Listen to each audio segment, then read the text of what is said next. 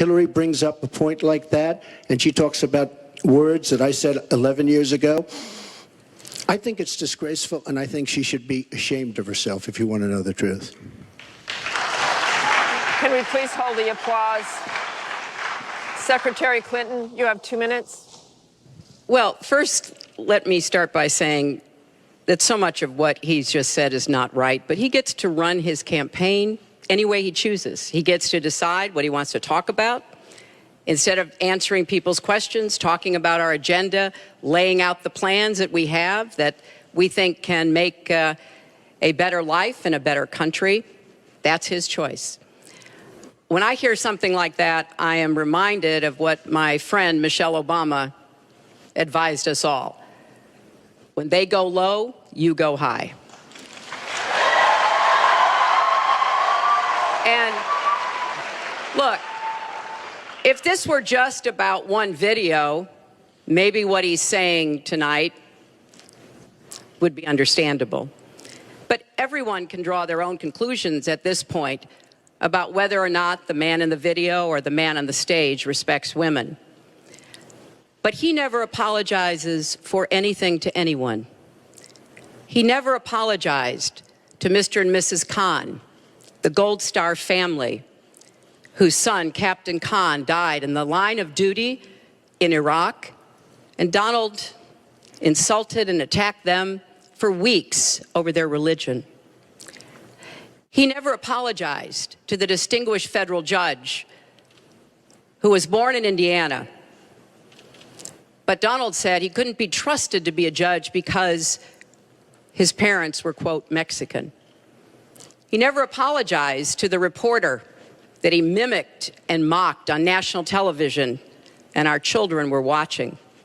And he never apologized for the racist lie that President Obama was not born in the United States of America. He owes the president an apology, he owes our country an apology, and he needs to take responsibility for his actions and his words.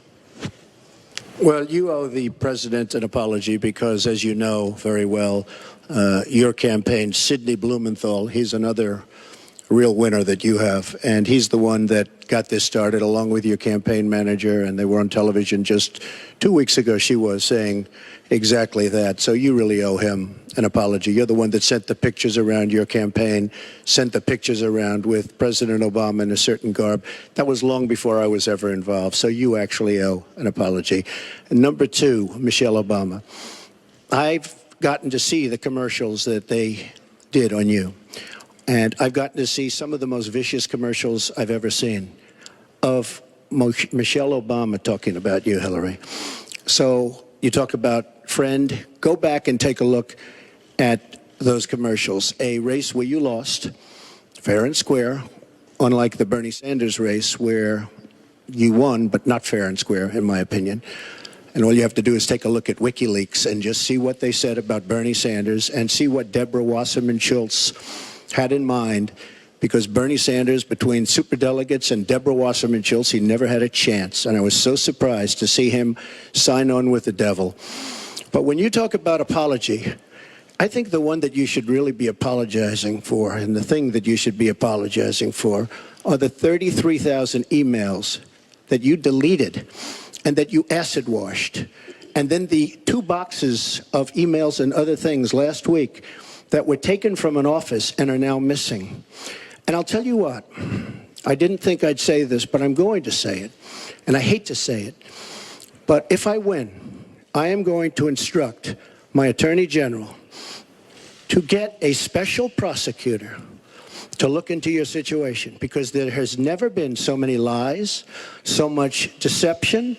There has never been anything like it, and we're going to have a special prosecutor. When I speak, I go out and speak.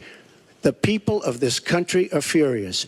In my opinion, the people that have been long-term workers at the FBI are furious. There has never been anything like this, where emails and you get a subpoena, and after getting the subpoena, you delete 33,000 emails, and then you acid wash them, or bleach them, as you would say, a very expensive process.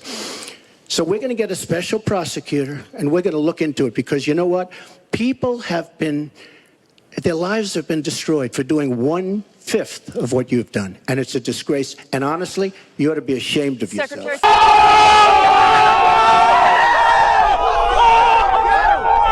Talk about emails. Because everything he just said is absolutely false, but I'm not surprised. Really? In the first debate, And the audience needs to calm down here. I told people that it would be impossible to be fact-checking Donald all the time. I'd never get to talk about anything I want to do and how we're going to really make lives better for people.